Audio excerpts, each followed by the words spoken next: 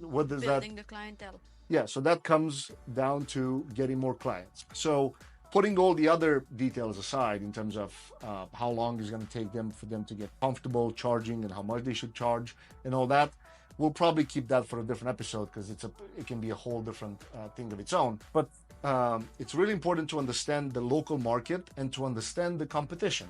You're listening to the Full-Time Lash Artist Podcast. If you want to jumpstart your lash career, you can also watch Cosme's free lash training at www.fulltimelashartist.com. Let's grow.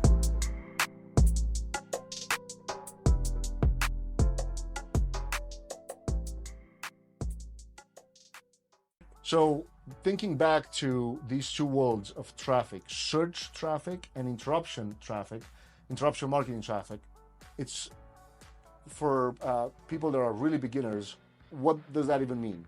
In my opinion, they're two types of people that search for a service and they search for pretty much everything that they are looking to get in terms of a service.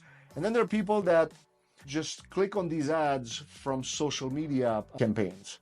And not to say that you cannot be both, right? Because we're both, for example, at some point in time, we've searched for some type, for example, I don't know, need a plumber, you go to Google, type in plumber near me, you find a phone number, the first three listings, you call the plumber because you need a service, your bathroom might be clogged or whatever, and then you need a plumber now.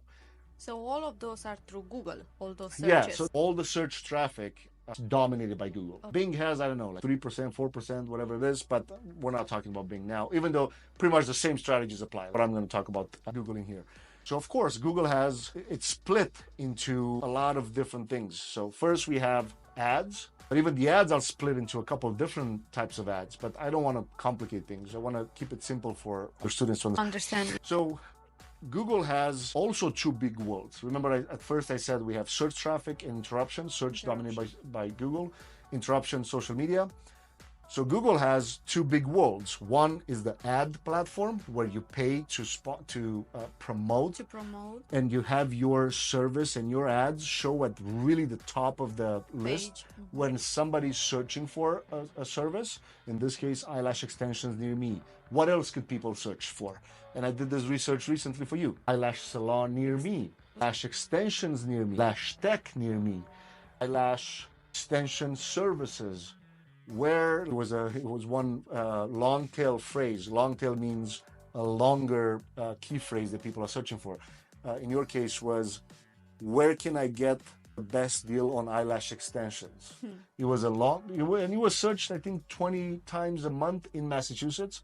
And again, this comes down to understanding your market and doing a little research. So it's a tool that I recommend everybody to play with. It's called Keywords Everywhere. It's a Google Chrome extension. It's free. And then you pay, I don't know, $10 to buy some credits. And those credits allow you to do research on these keywords and phrases and how to understand how many times a month somebody's searching for. Because if you create a blog post, for example, and it talks about a keyword that you might think people are searching for, but nobody is searching for that keyword, nobody's going to find your business. Nobody's going to find your listing, right? And I think it's very important, the keyword that you, right? And then, of course, the higher the volume of searches, the higher is the competition. Because more people will want to go for if a keyword like eyelash extensions near me is searched a couple thousand times a month versus where is the best place to get an eyelash? What is the best place to get a deal on eyelash extensions? It's only searched 20 times a month. Of course, the competition is going to be different. So again, to simplify things on Google, so we have organic, and organic has your website and your Google My Business profile or Google My Business page, whatever we want to call it. So that's the first thing that your students should focus on. They should create a Google My Business profile. They only need a Gmail account. Now, you do need a full address and, of course, a phone number. So for people doing lashes out of their living room, because I know a lot of girls start that way, and there's nothing wrong with that. You just have to decide, like, am I going to put my address, full home address on the internet for people to find? And that's a risk.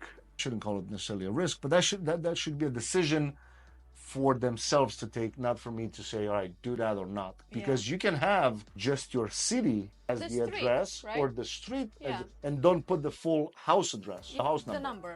Just have your Main Street in Saugus. Saugus. And then That's the it. zip code. And that's it. List your location.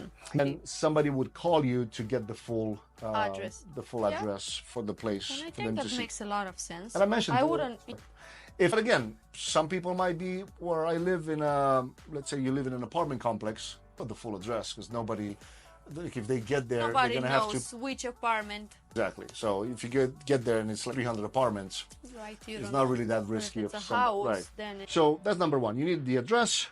Ideally, the older the Gmail address that you can find, the better, because it is a risk for Google to not approve your. if it's new. If the Gmail account is very new Oh wow. and you attach a Google My Business to it, it doesn't have any credibility yet. Oh. So that's that. But we can get into details in a different episode. Yep.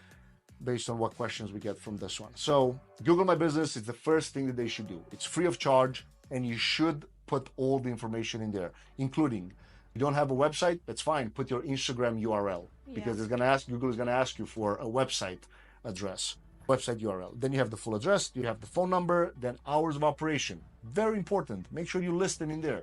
Doesn't matter if you work from 10 to 2 p.m. or you work 8 a.m. to 9 p.m. You want to leave it open 24 hours, whatever you want, but just make sure it's all listed in there. Then you have Google is going to ask you for some information about the business. So now we have tools like ChatGPT that can write the entire description for you.